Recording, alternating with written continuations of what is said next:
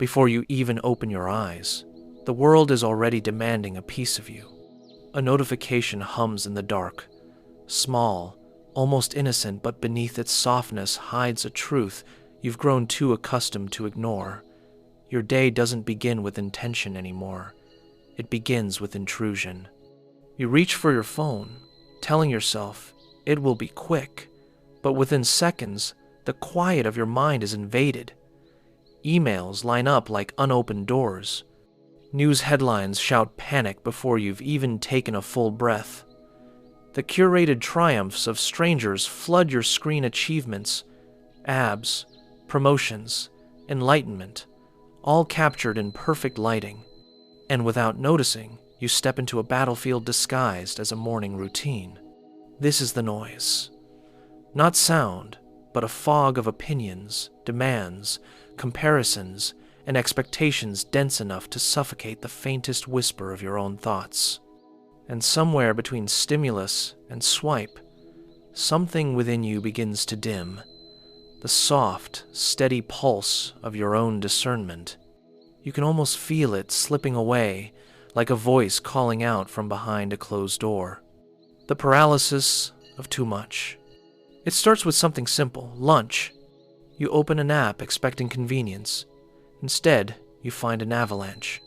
100 choices, 1,000 reviews, a universe of possibility that should feel like freedom, but instead feels like a burden. Here your brain falters. Psychologists call this decision fatigue, but for you, it feels like something more personal, the silent erosion of your inner compass. You choose the healthy option not because you asked your body what it needed, but because you asked the world what it approves. Everywhere, the noise nudges your choices. What to eat, what to believe, who to admire, who to despise. The map of your character, once drawn in your own handwriting, is quietly redrawn by hands you do not see. The search for validation in a world of echoes. But beneath this exhaustion lies a hunger that no amount of scrolling can satisfy, the craving to be seen. You post a thought, a simple reflection, and suddenly, you're waiting, not for connection, but for confirmation. A like becomes proof of existence. Silence becomes rejection. A flood of engagement mimics affection, but its warmth dissolves almost immediately, leaving you emptier than before. This isn't vanity, it's dissonance, the clash between the self you claim to value and the self you perform for approval.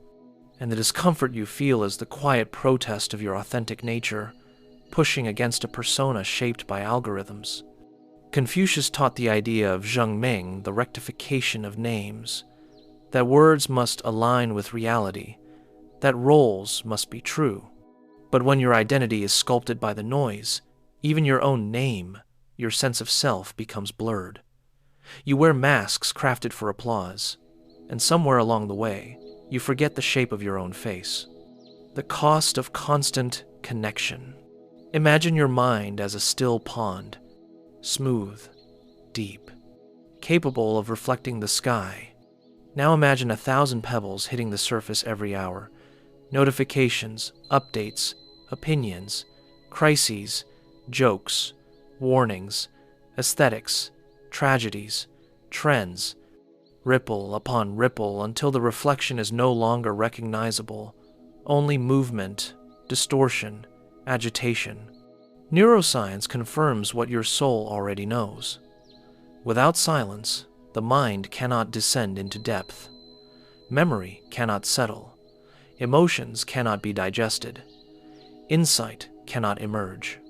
You may tell yourself this busyness is productivity, that this hyperconnection is community, but in your most honest hours, you know the truth. You have never felt more surrounded, and yet more alone.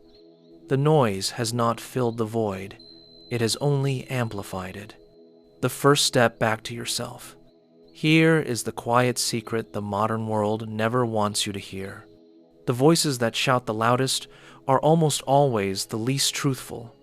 The noise is fed by fear, urgency, spectacle. True wisdom, however, does not seduce or scream. It waits, patient, steady, like a candle untouched by the wind. Your journey back to yourself does not begin with adding. It begins with subtracting, turning down the volume, clearing the fog, choosing, for a moment, to listen not to the world but to the faint, unwavering truth of your own being. In a world that profits from your distraction, reclaiming your silence is nothing less than rebellion. And perhaps the most radical act of all is this: to remember who you were before the noise taught you to forget. There is a space between the noise, a brief, almost imperceptible pause between the notification and your reaction, between the demand and your response. In that fragile silence, if you learn to linger there, something extraordinary can happen. It is not a thunderous revelation, but a subtle shift.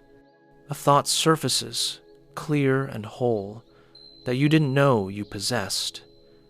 A feeling of rightness emerges, not from logic, but from a place deeper than reason. This is the whisper of inner clarity.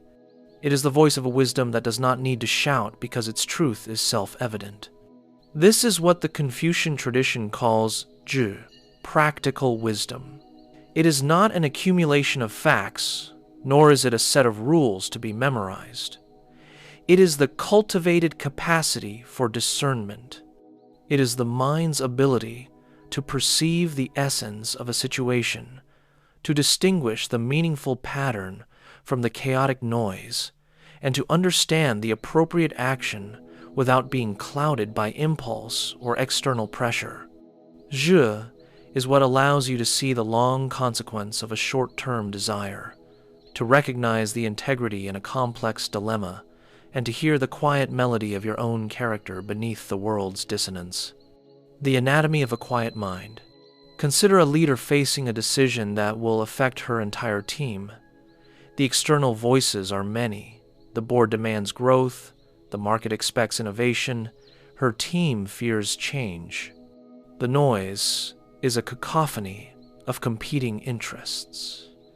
In the past, she might have made a spreadsheet, weighed the pros and cons, and chosen the most defensible path. But now, she does something different. She closes her laptop. She walks away from the screens and sits in a quiet room. She does not actively think about the problem. Instead, she allows the problem to settle within her, like sediment in a glass of water. This is not avoidance. It is a sophisticated form of engagement. Modern psychology calls this incubation the unconscious processing of complex information. When the conscious, effortful mind rests, the deeper, associative networks of the brain begin to make connections. Insights arise not from forced concentration, but from a state of receptive awareness. In the quiet, the leader is not seeking an answer from outside. She is allowing the answer that is already forming within her to emerge. She is listening for zhi, from reactivity to responsibility. The default mode of the noisy world is reactivity. A comment is made, and you fire back a retort. A crisis emerges, and you scramble.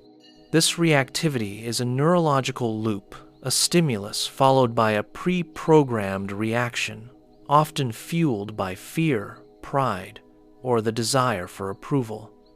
It feels like power, but it is a form of powerlessness. You are being controlled by the external trigger. The practice of cultivating inner clarity breaks this loop. It creates a sacred space between the stimulus and your response. In that space, you find your true power, the ability to choose your response. This is what Viktor Frankl, a man who faced the ultimate noise of human suffering, pointed to when he wrote, "Between stimulus and response, there is a space. In that space is our power to choose our response. In our response lies our growth and our freedom." Confucius expressed a similar truth when he spoke of the Junzi, the noble person who is slow to speak and quick to act. This is not about hesitation, but about the discipline of allowing inner clarity to precede external action. The Junzi allows the noise of the initial impulse to settle so that the action that follows is not a reaction, but a reflection of their core character. The moment of recognition. This clarity often arrives not as a shouted command, but as a quiet knowing. It is the moment you realize that the promotion you've been chasing would actually erode the family life you claim to value. It is the moment you understand that saying no to a lucrative but ethically ambiguous offer is not a loss, but a profound investment in your integrity. It is the moment you perceive that the true conflict with your partner isn't about who does the dishes, but about a deeper need for mutual respect. This recognition carries a certain emotional tone, not the euphoria of a lottery win, but the sober, solid feeling of truth. It feels less like discovering something new and more like remembering something you had always, on some level, known. This is the hallmark of Zhi. It is the wisdom that was already there, waiting for the noise to subside so it could be heard. A symphony does not begin with a crescendo. It begins in silence. The conductor raises the baton, and in that poised, quiet moment before the first note, the potential for the entire piece exists. Your character, your wisdom, your life, they are no different. The clarity you discovered in the quiet is a note, but to create a melody, it must be played repeatedly. This is the practice. Not a grand, sweeping transformation, but the daily, disciplined return to silence, where the whisper of clarity is honed into the instrument of your life. This practice is the bridge between the insight you have and the person you become. In the Confucian framework, this is the essence of Li, often translated as rites or rituals, but to the modern Western mind, this can feel archaic, a relic of formalities. Reframed, Li is the architecture of attention. It is the conscious design of small, repeated actions that carve out a space for the intentional self to emerge, away from the reactive pull of the noise. It is not about rigid performance, but about using form to cultivate substance. Ritual 1. The morning alignment. Your first waking moments are a neurological gateway. To reach for your phone is to invite the world's agenda into your mind before you have even remembered your own.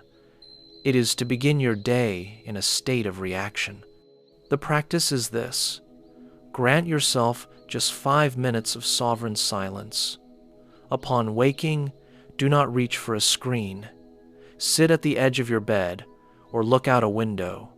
Let the first thoughts come and go like clouds. Do not judge them or chase them. You are not trying to achieve profound meditation. You are simply establishing a beachhead of quiet. You are signaling to your nervous system that your inner world has priority. This small ritual is a practical application of Zhengming.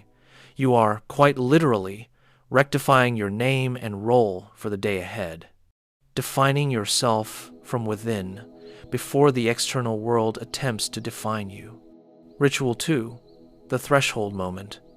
Modern life is a series of transitions from home to work, from one meeting to the next, from work mode to family mode.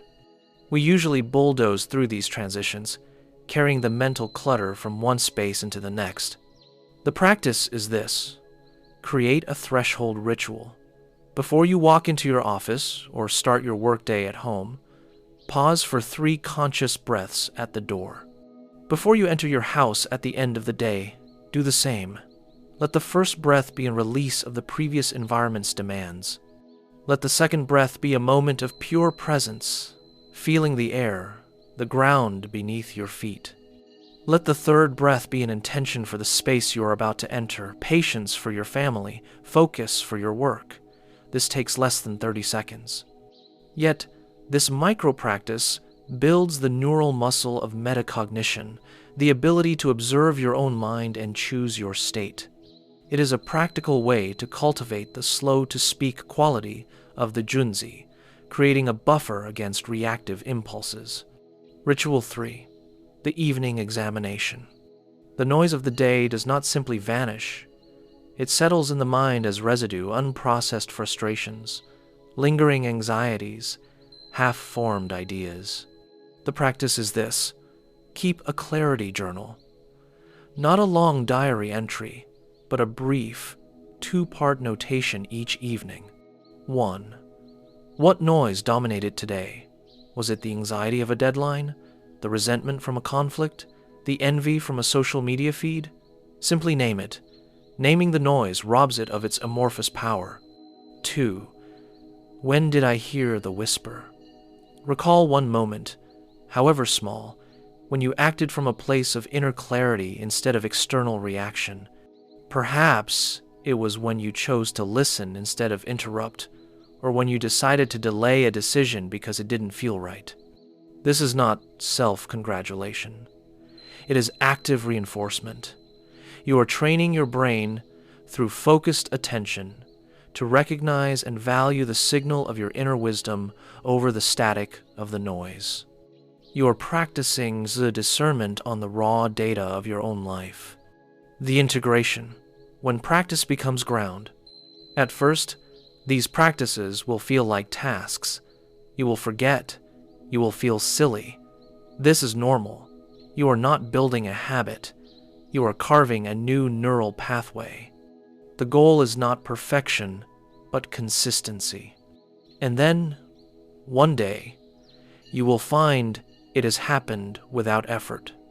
You will be in a heated discussion, and instead of reacting, you will feel that space open up the space from chapter 2, and you will choose your words from a place of calm clarity. The ritual will have become integrated. The practice will have become ground. The silence you cultivated will no longer be a place you visit, but a presence you carry.